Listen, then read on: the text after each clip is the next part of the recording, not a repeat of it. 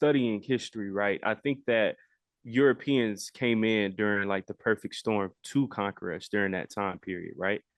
Because from seeing shows like Shogun on Hulu, it's a really dope show where it shows about with the samurais, right? And how the Portuguese came in during this time period that everything it was intense, like the overall political climate. It was very tense at that moment where you had warring nations and they were able to come in, oldest trick in the book, divide and conquer.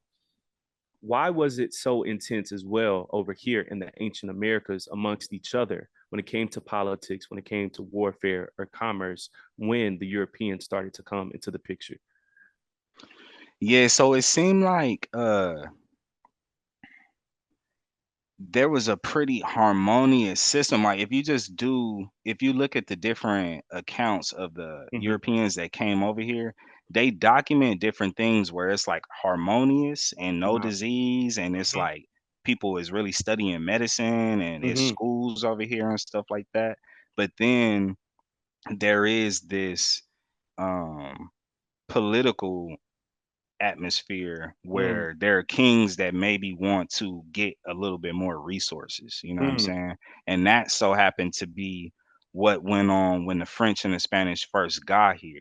So Got when you. the French and Got the you. Spanish first got here, a lot of Satriona, he looked at the French and he was like, "Oh, y'all trying to do business over here? Oh, Mm, okay, cool." And he was like, "Well, I'll tell you what, y'all got an army, I got an army. Y'all piece up with me. We got these Appalachian Mountains over here, and it's a lot of silver over there. But mm, that's a lot of Atina stuff. mm, So if you back me and we go in, you gonna get a cut of that, mm. and we gonna get a little bit more of that. So the Europeans, the Spanish and the French, kind of exploited that. You know what I Wow. mean? So where you had a lot of Atina teaming up and allying with the Spanish, Mm, and Satriona hated the Spanish. mm, You know what I'm saying? So Satriona is like trying to get with the French. Oh, the French, wow. y'all don't like the Spanish. The Mm, French and the Spanish don't get along. So he like, mm. what's up? You know what I'm Yeah. saying? We don't Yeah. know these stories. These stories really Mm, happen. mm, Like really happen right mm. before the little story that they tell us about 1619. That's You right. know? So it seems like, yeah, we had a real harmonious situation over here where we were practicing religious, where we had epicenters. We had, Cato Mounds, you had Moundville, Etowah Mounds, Spiral Mm, Mounds. These are mm. all different places in the southeast of the Yep. United States. You know what I'm saying? Position. You Yeah. have people going on homages and religious travels to these different Wow. locations. These is like big gathering centers. So, it was a real society that was Wow. connected and was really practicing the same culture, like really Mm. having the same religion. Yeah. You know what I'm saying? Um, but yeah, you had some sporadic probably warfare in there for sure too, because Yeah. that's just in its competitive nature, you know what I mean? Yeah. So yeah, I think that was kind of exploited, you know. Yeah. For sure. To your point too, Appalachian Mountains, right? Right now during this time, people think about hillbillies or people that's like in the mountains making meth, like stereotypes, right? But knowing Yeah. a lot of Tina, to your point, what was he doing up there with his country, his people up in those mountains during that time period? Yeah, it seemed like, when you dig into the different well, so I like to order stuff like this, right? Mm, So this is like the problem of the Ohio. This is talking about Ohio mounds, but I'm just letting mm-hmm, you know where the information is at. mm-hmm. So Washington Government Printing Office, 1889. Wow. This is a Smithsonian Institution Bureau of Ethnology type of Wow. a document, right? So I Mountville. go looking at these documents and they showing you how the different villages are set up. Hmm. So it seems is that, Otina up in the Appalachian Mountains is got an operation where he mining. He got Mm. an operation where they making different types of materials, they Wow. trading, Wow. long distance trade networks. Wow. You know what I'm saying? Getting materials from Mexico, bringing it up Mm. here, producing different furs or whatever, having tobacco. Mm. having these different quartz crystals or different, Wow, metals that they're having warehouses of, man. you know. Different different regions was doing different things though. Mm-hmm. So like Dr. Keith Ashley at the University of North Florida, he kind of made that apparent. He has a cool um uh talk on YouTube everybody Mm-hmm. could check out. But he's talking about like the Mississippians and how they got this vast trade network and they're not cut off from anything going on in any part of North America. So Wow. you have people in Florida that are that consider themselves under the same culture, but they live in different because they live in along the coastal line. You Mm. got, people that's more inland that's so Florida is probably fishing more. People Mm. more inland is doing more farming. Yep. People up here is doing this and that. You know what I'm Yep. saying? So that's really what's going on. And then you got trading going on amongst Mm. each other, Yeah. all that different trading. And not to mention the connection that we got with Central America and South America, because we trading materials from them and we Mm-hmm. going down and building down there and they building Mm. up here. Mm. And it's just a vast connected thing that we have no knowledge of right now. You know what I'm Yeah. saying? Yeah. Trade and commerce, man, I find that so cool too, because it's like before we had stock markets, things of that sort, just a few hundred years ago, we were traveling already to Mexico, Central America. Seeing that that was so advanced, how did those trade routes get cut off by the Spanish, the French, the British? How did they try to infiltrate and stop us from all of the trade when it came to the gold, when it came to the crops, things of that sort? Well, so that's the thing. Like they never really was able to stop us. They Mm, was they more so like we more so participated in everything that they got you. was trying to get cracking here. Yeah, yeah, yeah, yeah, So yeah. I don't know if it was like really, like a new toy or something, or Mm, we was just like happy to have some interaction like from outside. yeah. But what they had going on, we was really involving ourselves in and Mm, becoming a part of and mm, allowing certain things to happen. You know what I'm yeah. saying? So um yeah, that's how the whole trickery get played out really. Let me tie back into that question though. Yeah, But for sure. yeah, you could proceed on.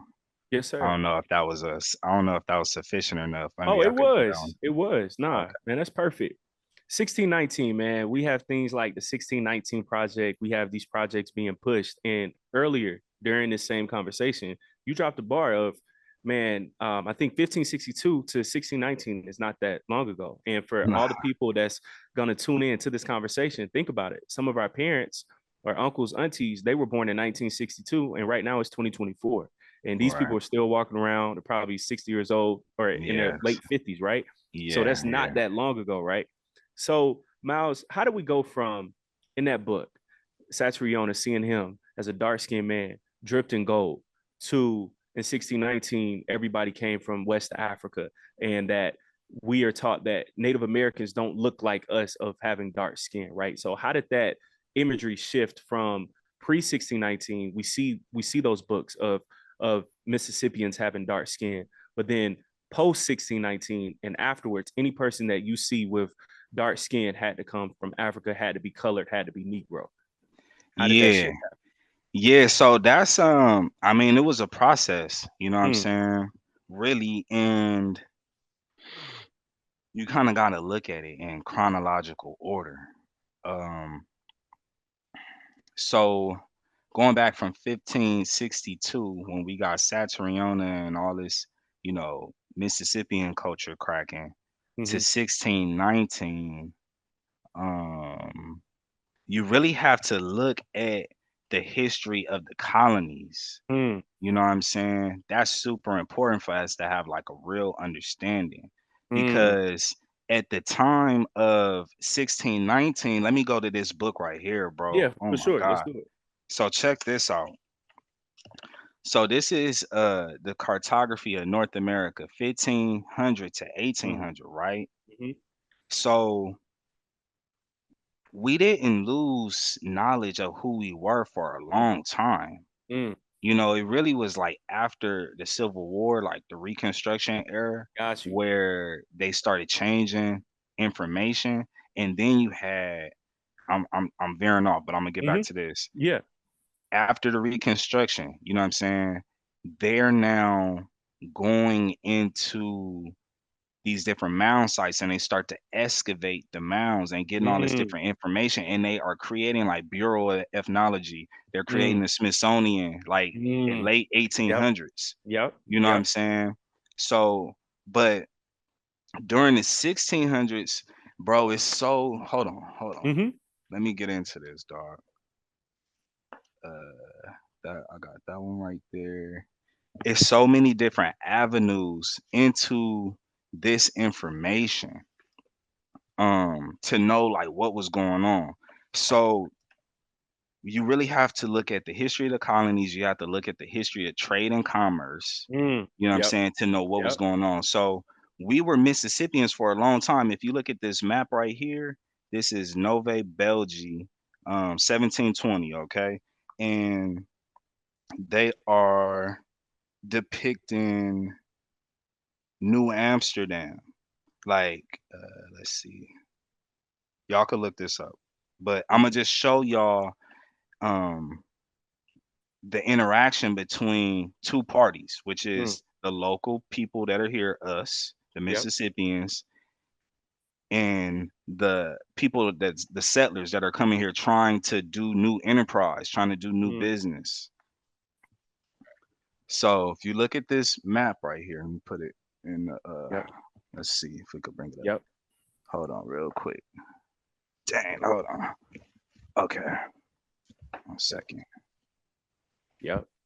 Okay. So if you look at what's going on right here, right? So we have Hmm. this like sophisticated European, right? Yep. He is like basking in this new business that he got cracking. Mm. Now, if you look at the resources that's being hauled in, the inventory or whatever that they Yeah. bringing in by these workers right here, this is to more likely tobacco. Yep. Okay. So we study the economic history of tobacco. It's really what turned Europe into the power that they are Yep. today. That's right. Okay. So if you look at who is in charge, this is this is a woman right here. And she Mm. has a headdress on which is uh it's stag antlers. Yep. Yep. You have that here in the lecture. Yeah. Yep. It's stag antlers, bro. Yep. Yep. So what we got cracking at that time, are you still there? You good? Yeah. Yeah. Yep. Okay, cool. So what we don't know about is the history of tobacco. Mm.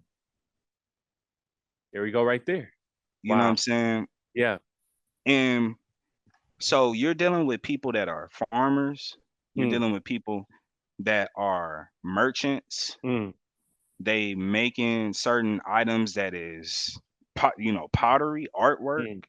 furs, different gold adornments or whatever. Mm-hmm. It's real businesses here cracking at the Mm. time. And the Europeans is coming over here and first off is tobacco. That's the Mm. first thing that they're able to sell. If you look at the history of products and the Yep. history of labels, tobacco labels are the first like branded product. Wow. You know what I'm saying? That has like a origin on it where you say where the product came Yeah. from. Mm. And the European, tobacco got nicotine in it, so it's Yep. addictive. So Europeans in Britain, all throughout Europe, you had different explorers coming over here that was getting early information. But like John Rolfe, if you look into the history of John Rolfe and Sir John Hawkins and look Mm. at Elizabeth the First, you know what I'm saying, Queen Elizabeth the First, they had people coming over here like getting um, tobacco, and it was like a primed market waiting Mm. for tobacco coming from North America. Mm-hmm. So all this interaction was taking place like these early plantations was tobacco plantations. You know what I'm saying? Where we're giving them plots of land because they Yep. first coming over here, they're dying off or whatever. They trying to Mm, find out how to live here. We teaching them mm, how to live here. We supporting mm, them or whatever. We giving them plots of land to grow different stuff, squash, beans, corn, tobacco or whatever. mm, And they find out that they could really make some money with the tobacco. And they started shipping that over and it government interest and I guess we wasn't really hip to everything that was going on politically in their country. yep. We didn't know what we was getting ourselves into by just doing business with them. You know what I'm Mm, saying? They over here, but they just keep sending boats over here, coming over here, wow. and we just keep having to deal with them. You know what Mm, I mean? So it turns out to where it we was doing business with them separately and mm-hmm, then our business conjoined because you had mm, intermarriage, you had yep. government starting to set up, Yeah. you know what I'm saying? And we was moving away from our culture Mm, more and more so. It's this cool book right here called The Forgotten Centuries, wow. where it got our imagery on it. You know what I'm saying? Wow. It's talking about the forgotten centuries, 1521 to 1704. And this is really where like you got the Cherokee villages, you got the Chickasaw villages, you got whatever, all these different villages that are doing, since they're having this outside influence, their culture and customs as they have more babies and the generations go on, they're Mm, moving further away from their ancestral culture and traditions more into a new type wow. of culture and tradition, kind of how we are right now. You know what I'm That's right. saying? Yeah. Like we like morphing into when I was in high school, bro, it was totally different than Mm, how high schoolers are now. You know what I'm yep. saying? It's total different understanding of the world, total different Mm, maturity or whatever. mm. So yeah, man, it's like a degrading of the culture just over time, just dealing with outside influences. You know what I'm saying? Nah, for sure. On that picture, right, in that book, you showed something that in this same lecture that showed itself, revealed itself of with that stag, with that headdress. Oh yeah, yeah. Yeah, man, seeing that, what did that just represent in Miles? Not only that, right? How do we know what to look for? Because I saw that knowing, yo, that's that stag that he was just talking about. And like sometimes if we go inside of like the Smithsonian museums, you would just think, oh, that's a slave or oh, that's an African, not knowing, check out what they're wearing, look at the gold, the headdress, all of those things. So how do we know what to find, what to look for? Okay, okay, cool. Yeah. Yeah, so that tripped me out, bro. Yeah. When I Yeah. saw that, and I read it in this book. I Wow. read it in this book about what the Natchez do Mm, to their slaves. Like the mm, women have their slaves perform like feminine tasks. mm, I read that in this book. And mm. then I go to this book and I see a woman having her slaves In real action. perform a real Wow. action, dog. Wow. And she just so happened I went to so Mm, this is all cross referencing, right? mm-hmm. I went to the let me who was that? Because it was a school, the Institute of Chicago or something like that, that Mm-hmm. had the field study review of all Wow. the different items that got excavated out of the mounds. Mm-hmm. And just so happened the same staghorn that Mm. she wearing on her head in 1720 is hundreds of thousands of years old being excavated out of the mounds. The same one. Like it literally looked Wow. the same. Like that's crazy. So that just tell me that's the Indian that my people was Mm, talking about. You know mm. what I'm saying? Like that's literally who the Indian is. Because yeah, man, that was a Yeah. trip, bro. That was a Yeah. trip. That's crazy. And I think that need to be like highlighted. That need to be Mm-hmm. like really discussed Mm, like by all the scholars in the mm-hmm. community. You know what I'm saying? Because there's a lot of scholars in the community, you know what I'm saying, that really hate the idea of us being from here. Mm. But when you just look at the real true facts, it's like we was here and we was here in like a real big way. Yes, Like we sir. wasn't TP'd up. We Mm. wasn't out here like in no teepees in the Great Plains. That wasn't us. That's like Buffalo Bill. That's who the US government decided to create because the Smithsonian that was created around this time period. Yep. They already was like, yo, Mm. they got ancient Hebrew in these mounds. Yeah.